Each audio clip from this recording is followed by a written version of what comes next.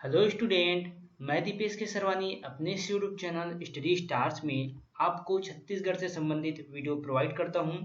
अगर आप हमारे चैनल में पहली बार आए हैं तो मैं आपको बता दूं, आप हमारे चैनल से सीजीएसएफ के क्वेश्चन पेपर के सॉल्यूशन पढ़ सकते हैं। छत्तीसगढ़ के करंट अफेयर्स, सीजीपीएससी द्वारा पूछे गए प्रश्न, सीजी इकोनॉमिक सर्वे, बहुत सारी चीज़ें आप यहाँ से पढ़ सकते हैं।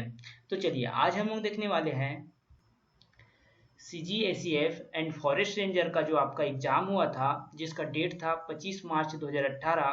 तो उसमें जो बुद्धिमत्ता परीक्षण व तार्किक योग्यता के जो 50 क्वेश्चन पूछे गए थे, उसका हम लोग सॉल्यूशन देखने वाले हैं। तो देखिए, नीचे टेलीग्राम चैनल का लिंक दिया गया है, वहां से आप ज्वाइन हो जाइए क्योंकि महत्वपूर्ण चीज़ें वहां अपलोड की जाती है। तो चलिए हम लोग स्टार्ट करते हैं बुद्धिमत्ता परीक्षण व तार्किक योग्यता के सॉल्यूशन। तो यहाँ पे देखिए, आपका पेपर 1 का जो भाग 3 था, बुद्धिमत्ता परीक्षण, विश्लेषणात्मक एवं तार्किक योग्यता, उसके क्वेश्चन देखेंगे, उसके सॉल्यूशन देखेंगे, कैसे सॉल्व किया जाता है, आसानी से देखेंगे, स्टेप बाय स्टेप देखेंगे। तो क्वेश्चन नंबर 101 है आपका, अगली संख्या ज्ञात कीजिए। तो आपको यहाँ पे अगली संख्या बताना है, जहाँ दिया गया है 2, 5, 17, 71, 359। तो इसमें एक सिंपल सा लॉजिक लगेगा। 2 का मल्टीप्लाई आप 2 से करेंगे, फिर +1 कर देंगे तो 5 हो जाएगा। फिर देखिए, ये जो 5 हुआ है, इसका मल्टीप्लाई आप 3 से करेंगे, फिर +2 करेंगे तो 17 हो जाएगा। फिर ये 17 का मल्टीप्लाई 4 से करेंगे, +3 करेंगे तो 71 हो जाएगा। और इसी प्रकार 71 का मल्टीप्लाई 5 से करते हैं और +4 करते हैं तो 359 हो जाता है। और 359 का मल्टीप्लाई 6 से होगा और +5 तो 2159 हो जाता है। तो यहाँ पे सिंपल सा सॉल्यूशन है, इसका सिंपल सा लॉजिक है। बस आपको क्या करना है, मल्टीप्लाई में बढ़ाते चले जाना है और यहाँ पे 1, 2, 3, 4 मतलब इस तरह भी आपको जोड़ते चले जाना है। चलिए सेकंड क्वेश्चन देखते हैं हम लोग। 1 सेकंड में कार ए 19 मीटर तथा कार बी 20 मीटर दौड़ती है, तो 1 किलोमीटर की दौड़ में कार बी कार ए को कितने किलोमीटर से हराएगी। तो सिंपल सा क्वेश्चन है। देखिए यहाँ पे ए का जो है 19 मीटर है 1 सेकेंड में, ठीक है, और बी का 20 मीटर है 1 सेकेंड में। यहाँ पे बात कितना हो रहा है, तो देखिए यहाँ पे 1 किलोमीटर की बात हो रहा है, तो 1 किलोमीटर मतलब 1000 मीटर, ठीक है। 1 सेकेंड में ए जो है 19 मीटर जाता है और बी जो है 20 मीटर जाता है, तो 1 किलोमीटर होता है 1000 मीटर। तो मान लीजिए आपका जो बी है वो 20 मीटर प्रति सेकेंड चलता है, तो उसी को हम लोग यहाँ पे निकाल लेते हैं। 1000 मीटर को निकालने के लिए आपको 20 से डिवाइड करना होगा, क्योंकि 20 मीटर प्रति सेकंड चलता है, तो यहाँ पे आपका आ जाएगा 50 सेकंड। तो बी को 50 सेकंड लगेंगे 1000 मीटर चलने में। और यहाँ पे आप देख सकते हैं ए को 19 मीटर चलता है 1 सेकंड में और बी 20 मीटर, तो 1 सेकंड का अंतर है 1 सेकंड में, तो 50 सेकंड में कितना अंतर हो जाएगा, तो 50 मीटर। तो देखिए हर सेकंड में 1 मीटर एक्स्ट्रा चल रहा है, तो 50 मीटर 50 सेकंड में। चलिए अगला प्रश्न देखते हैं हम लोग। क्वेश्चन नंबर 103 है आपका, यदि संख्या 3 की पावर 33 प्लस 1 फिर एक संख्या n से पूर्णतः विभाजित है, तो निम्न में से कौन सी संख्या भी n से विभाजित होगा। सिंपल सा क्वेश्चन है, इसको आपको समझना होगा कॉन्सेप्ट को। मान लो वो संख्या क्या है, 3 की पावर 333 है, उसको हम लोग x मान लेते हैं, इसको हम लोग x मान लेंगे। तो x की वैल्यू यहाँ पे पुट कर देंगे, तो हो गया आपका, देखिए 3 की पावर 33 प्लस 1 बराबर x प्लस 1 हो जाएगा, ठीक है। अब इसी को देखते हुए आपको क्या करना होगा, सॉल्यूशन यहाँ से निकालना होगा आपको ऑप्शन से। तो हम लोग सेकेंड नंबर को लेते हैं, 3 की पावर 99 है यहाँ पे देखिए, प्लस 1, तो इसी को हम लोग क्या लिखेंगे, 3 की पावर 33 फिर उसकी पावर 3 लिखेंगे, तो वही होगा मतलब उसका, ठीक है। 3 की पावर 33 और उस 33 के बाद उसकी पावर कितना हो जा रहा है 3, तो इसका क्या हो जाएगा 99 आ जाएगा, यहाँ पे पावर हटाएंगे तो, ठीक है। तो प्लस 1 करेंगे, तो देखिए इसका मतलब तो क्या होता है, x होता है, यहाँ पे देखिए x होता है, तो x की पावर 3 हो जाएगी यहाँ पे, तो x की पावर 3 प्लस 1 हो जाएगा दूसरा इक्वेशन आपका। लेकिन कॉन्सेप्ट क्या है, अगर x प्लस 1 किसी संख्या से भाग जाए तो x की पावर 3 प्लस 1 भी उस संख्या से भाग जाती है। तो एक रूल है, एक नियम है, अगर x प्लस 1 किसी संख्या से भाग जाती है तो x की पावर 3 प्लस 1 उस संख्या से भाग जाती है। तो इसी नियम के तहत आपके ऑप्शन नंबर बी सही आंसर हो जाता है। चलिए अगला प्रश्न देखते हैं हम लोग। क्वेश्चन नंबर 104 है आपका, दो संख्याओं का योग 25 है तथा उनका अंतर 13 है, तो उनका गुणनफल ज्ञात कीजिए। तो देखिए आपको पता चल गया कि दो संख्याओं का योग 25 है। तो आपको ऐसी संख्या सोचना होगा कि किसका योग करे तो 25 हो जाए और उनका अंतर करे तो 13 हो जाए। तो देखिए 25 को तोड़ेंगे आप 19 और 6 में, तो देखिए 19 प्लस 6 25 होता है और 19 माइनस 6 कितना होता है 13 होता है। जैसा क्वेश्चन का है उस तरह उनका गुणनफल ज्ञात करें तो 19 छक्के कितना होता है 114। तो ऑप्शन नंबर बी आपका सही आंसर हो जाएगा। अगला प्रश्न देखते हैं हम लोग। तो यहाँ पे आपका अगला प्रश्न है, निम्नलिखित सूचना पर आधारित प्रश्नों 105 से लेकर 109 तक का उत्तर दीजिए। नीचे दिए गए बार ग्राफ में एक कंपनी की 6 शाखाएं हैं D1 से लेकर D6 तक। तो प्लाईबोर्ड 1000 वर्ग फुट में दो लगातार वर्षों में 2010 तथा 2011 में बिक्री को दर्शाई गई है। तो यहाँ पे 2011 के लिए इस तरह का सिंबल है और 2010 के लिए इस तरह का। तो ये बार चार्ट दिया गया है, आप देख सकते हैं। क्वेश्चन देखते हैं हम लोग इसी में क्या क्या क्वेश्चन है उसको।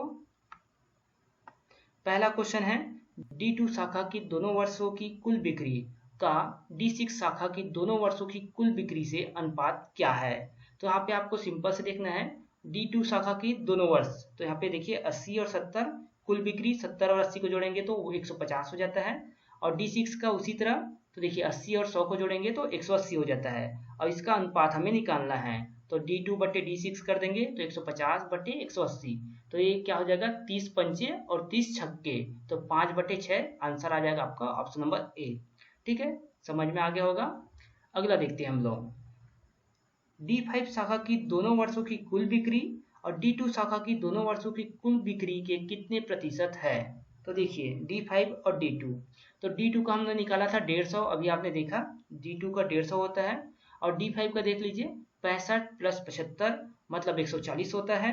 तो यहाँ पे देखिए क्या बोला है इसने, D5 शाखा की दोनों वर्षों की कुल बिक्री D2 शाखा के दोनों वर्षों की कुल बिक्री का कितना प्रतिशत है, प्रतिशत निकालना है। सिंपल सी बात है, तो D2 का जो वैल्यू है नीचे चले जाएगा क्योंकि D2 शाखा की दोनों वर्षों की कुल बिक्री के कितने प्रतिशत पूछा है। तो 150 नीचे चले जाएगा, 140 ऊपर, मल्टीप्लाई 100, सॉल्व करेंगे तो कितना आ जाएगा। देखिए 50 से 3 बार में चले जाएंगे और 50 से 2 बार में, तो 140 बचा, 140 को कटाएंगे 3 से तो 46.66 आ जाएगा और 2 बचा हुआ है यहाँ पे, तो 2 से मल्टीप्लाई हो जाएगा तो 46.66 मल्टीप्लाई 2 तो 93.33%। ऑप्शन नंबर सी आपका सही आंसर हो जाएगा। आगे देखते हैं हम लोग question number 107, D2, D4, D5 शाखाओं की 2011 की औसत बिक्री। देखिए यहाँ पर पर्टिकुलर बोल दिया है 2011, ठीक है, और यहाँ पे D1, D3, D5 शाखाओं की 2010 की औसत बिक्री का कितना प्रतिशत है। तो यहाँ पे मैं आपको एक बार दिखा देता हूँ बार ग्राफ।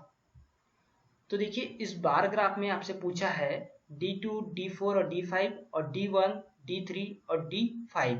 तो इसमें आपका 2010 का और 2011 का अलग अलग पूछा है और कितना प्रतिशत है पूछा है। तो उसका वैल्यू मैं वहां पे लिखा हुआ हूं, तो वहीं पे आपको मैं दिखाता हूं।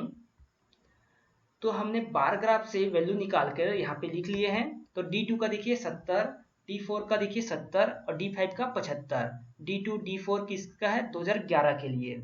उसी प्रकार D1 का 80, D3 का 100 और D5 का 65, ये आपका 2010 का है। तो बार ग्राफ से मैंने वैल्यू निकाले हैं, तो यहाँ पे 215 आ जाता है आपका, किसका, ये वाला जो आपका पहला है 2011 के लिए, और 245 आ जाता है आपका 2010 के लिए। फिर पूछा है औसत बिक्री का कितना प्रतिशत है, तो सिंपल से 245 नीचे चला जाएगा, 215 ऊपर रहेगा। सॉल्व करेंगे हम लोग तो 100 मल्टीप्लाई में रहेगा। 245 को हम लोग 5 से हम लोग भाग देते हैं तो 49 बार में 245 चले जाएगा और 20 बार में 100। फिर इसको हम लोग डिवाइड कर लेते हैं तो 215 बटे 49 तो 4.387 आ जाएगा। यहाँ पे 49 से हम लोग डायरेक्ट कटा देते हैं तो 20 है यहाँ पे, इसका मल्टीप्लाई करेंगे तो 87.755 आएगा। तो यहाँ पे आंसर इसको ना लेकर इसको लिया है 87.76% को, क्योंकि यहाँ पे डबल 5 आ गया है 755 87.755, इसलिए यहाँ पे आंसर नंबर बी को लिया है CGPSC ने CGACF 2018 के एग्जाम में। चलिए अगला प्रश्न देखते हैं हम लोग। 108 नंबर का क्वेश्चन है आपका, सभी शाखाओं की वर्ष 2011 की औसत बिक्री क्या है। तो फिर से हम लोग बार ग्राफ को देख लेते हैं। 2011 की सभी शाखाओं की औसत बिक्री बोला है, तो यहाँ पे देखिए 2011 के लिए ये बार ग्राफ है, तो 95, 70, 90, 70, 75 और 100, तो इसी की वैल्यू हम लोग वहां पे लिखे हैं। तो देखिए यहाँ पे 95, 70, 90, 70, 75 और 100 इसका औसत निकालना है। तो देखिए 6 संख्या यहाँ पे, इसलिए 6 से डिवाइड करेंगे हम लोग औसत निकालने के लिए। तो देखिए सबको जोड़ेंगे तो 500 आता है आपका, और 6 से डिवाइड करते हैं तो 83.33 आता है, जो कि ऑप्शन नंबर हो जाएगा डी। अगला प्रश्न देखते हैं हम लोग 109 नंबर का, D1, D3, D5 शाखाओं की एक साथ दोनों वर्षों की कुल बिक्री कितना है। तो देखिए D1, D3, D5 की एक साथ दोनों वर्षों की बात कर रहा है, तो मैंने दोनों वर्ष का यहाँ पे लिख रखा है 80, 95, 100, 90, 65 और 75, तो 505 आ जाएगा आपका। तो इसको आप यहाँ पे देखिए, यहाँ पे कुल बिक्री की बात किया है तो कुल बिक्री 505 आ रहा है, और आंसर हो जाएगा आपका इनमें से कोई नहीं, क्योंकि आपका ऑप्शन यहाँ पे नहीं दिया गया है। अगला प्रश्न देखते हैं हम लोग। तो यहाँ पे देखिए आपका पाई चार्ट से संबंधित क्वेश्चन है। दिशा निर्देश दिया गया है 110 से लेकर 113 तक के क्वेश्चन के लिए। नीचे दिए गए वृत्त चित्र में किसी देश द्वारा विभिन्न खेलों पर किया गया खर्च दिखाया गया है।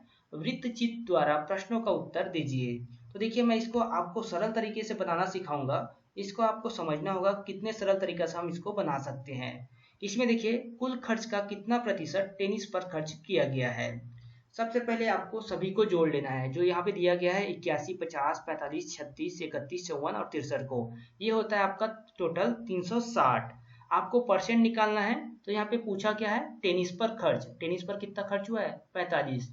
तो समझ लीजिए आप 360 नंबर का पेपर था जिसमें 45 नंबर पाया है, तो कितना परसेंट हुआ, तो यहाँ पे परसेंट निकाले, 100 से मल्टीप्लाई किए, तो 360 को हम लोग डिवाइड कर लेते हैं। तो देखिए 45 एकम और ये 8 बार में चले जाएगा, तो 1/8 हो गया। तो 100 को हम लोग 8 से डिवाइड करेंगे तो 12.5 आएगा। आंसर हो जाएगा आपका ऑप्शन नंबर ए 12.5%। सिंपल था। चलिए अगला प्रश्न देखते हैं हम लोग। तो देखिए इसी प्रकार देखिए हॉकी पर गोल्फ से कितना प्रतिशत ज्यादा खर्च किया गया है। यहाँ पे भी सिंपल देखते हैं हम लोग। यहाँ पे हॉकी का 63 है और गोल्फ का कितना है, तो 36 है। तो हॉकी पर कितना परसेंट ज्यादा खर्च किया गया है गोल्फ से। तो देखिए हॉकी का 63, गोल्फ का 36, घटा देंगे, आ गया 27।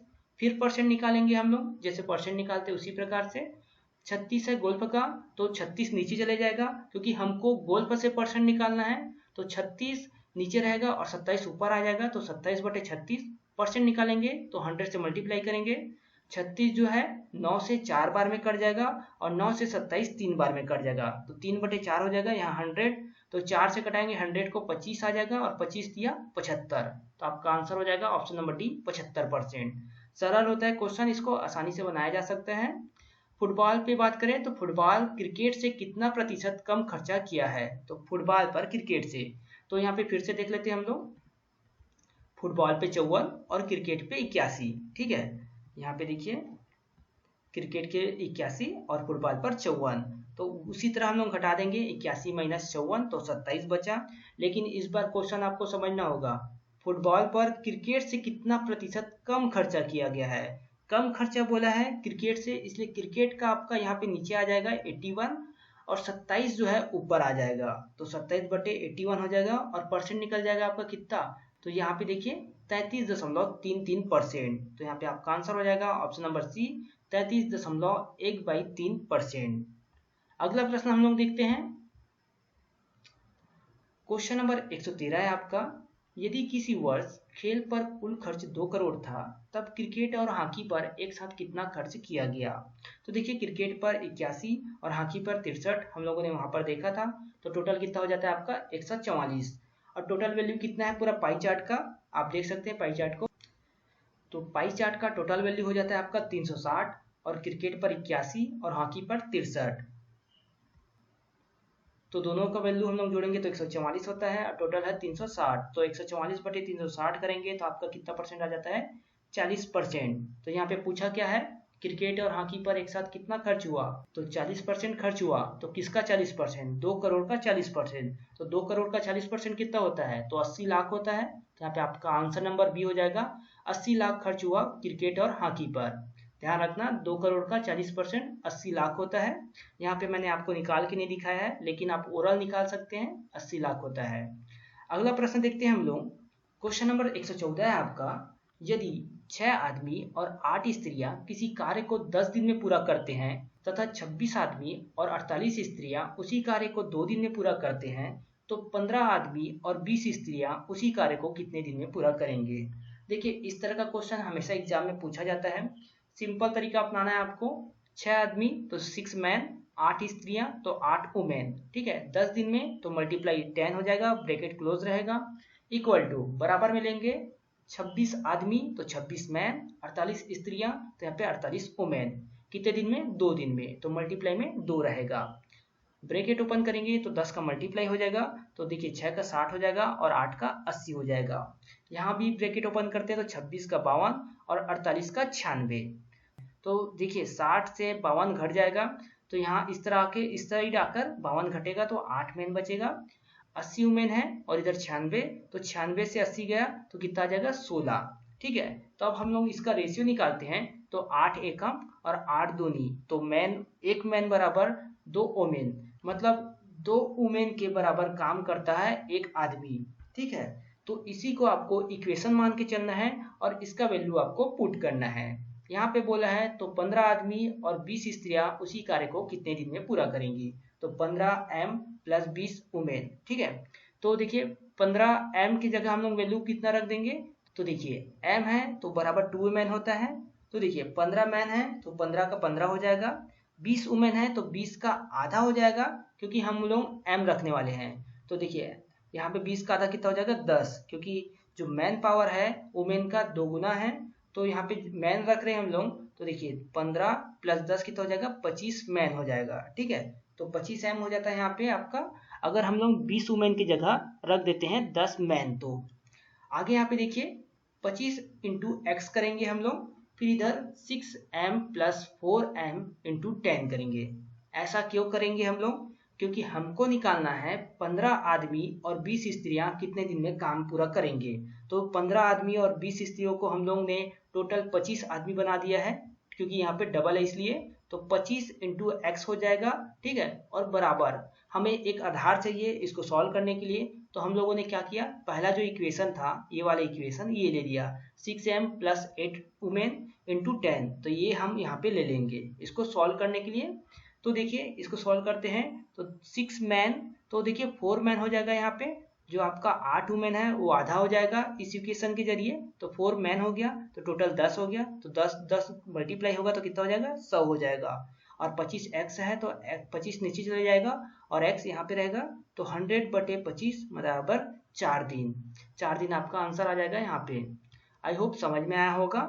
नहीं समझ में आया तो आप थोड़ा सा प्लेबैक पीछे कर लेंगे और वहां से आप देखिएगा समझ में आ जाएगा। बहुत ही सरल क्वेश्चन है, कॉन्सेप्चुअल क्वेश्चन है। चलिए अगला प्रश्न देखते हैं हम लोग।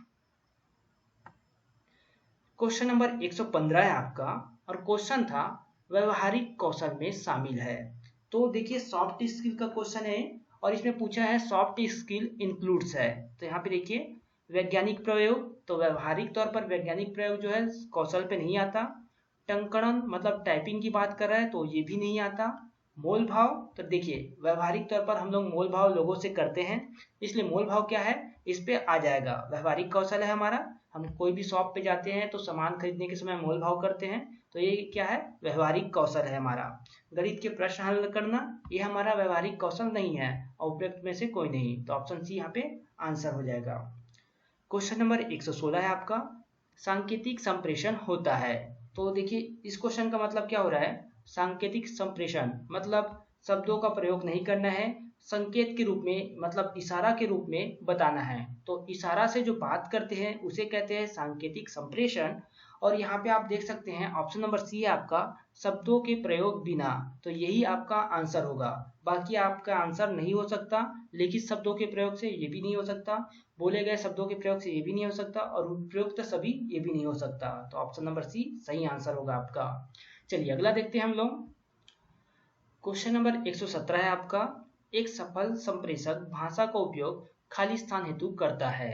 तो देखिए कोई भी अगर अच्छा कम्युनिकेटर है, अच्छा उसका कम्युनिकेशन स्किल है, तो किस लिए अपना भाषा का उपयोग करता है, तो अभिव्यक्ति जताने के लिए, अपने आप को एक्सप्रेस करने के लिए। तो आपका आंसर हो जाएगा ऑप्शन नंबर ए, अभिव्यक्ति के लिए, ना कि प्रभावित करने के लिए, दबाने के लिए, विषय भटकाने के लिए, या उपयुक्त में से कोई नहीं।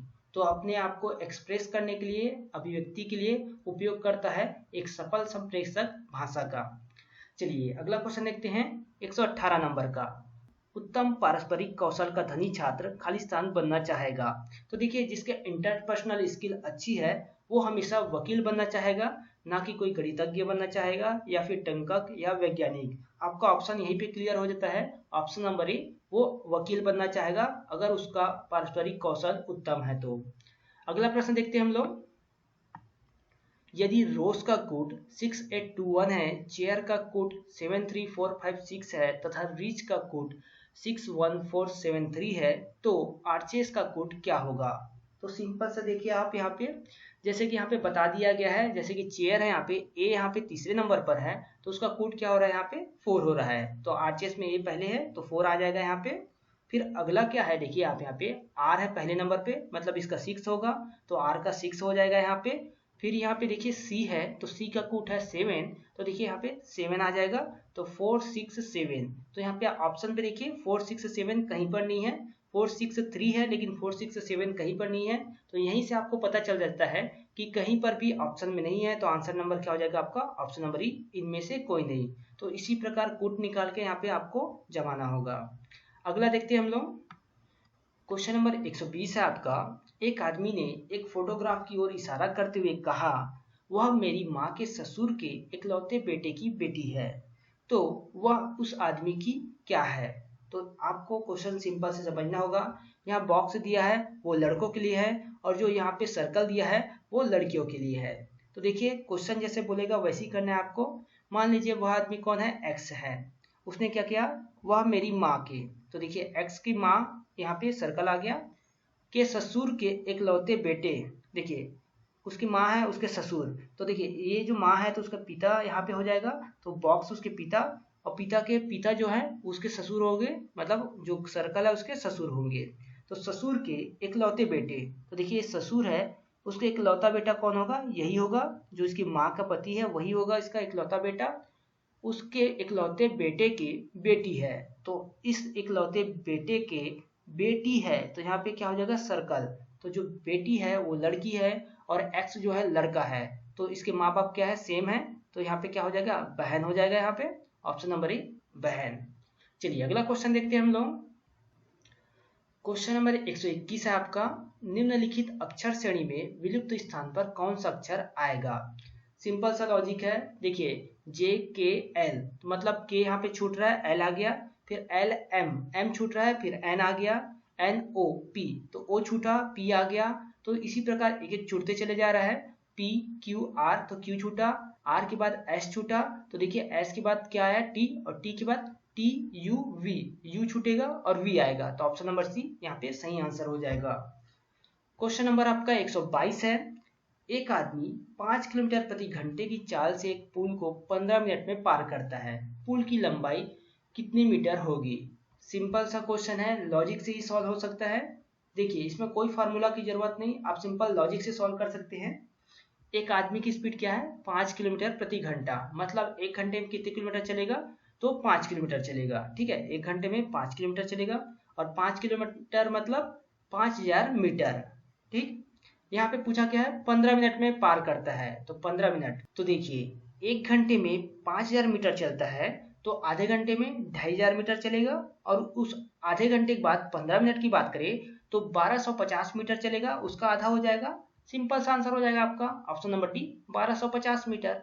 कोई भी आपको फार्मूला की जरूरत नहीं है, सिंपल से लॉजिक से सॉल्व हुआ। एक घंटे में 5000 मीटर चलता है तो आधे घंटे में 2500 मीटर, और आधे का फिर आधा करने के 15 मिनट में 1250 मीटर। चलिए यहाँ पे देखिए अगला जो क्वेश्चन है, आपके दिशा निर्देश यहाँ से दिए गए हैं, तो ये जो क्वेश्चन है मैं आपको कल बताऊंगा, कल के वीडियो में बताऊंगा, क्योंकि वीडियो काफी ज्यादा लंबा हो चुका है, और ज्यादा लंबा वीडियो हो जाएगा तो आपको सही ढंग से समझ नहीं आ पाएगा, इसलिए बाकी जो है आपको नेक्स्ट पार्ट में बता दूंगा, सेकेंड पार्ट में बता दूंगा। और अगर आपको ये वीडियो पसंद आया तो इस वीडियो को आप लाइक करें, और अगर कोई नया स्टूडेंट इस चैनल पहली बार आया तो चैनल को सब्सक्राइब करें। साथ ही नीचे डिस्क्रिप्शन बॉक्स में हमारे टेलीग्राम चैनल का लिंक दिया गया है, वहां से आप ज्वाइन करें।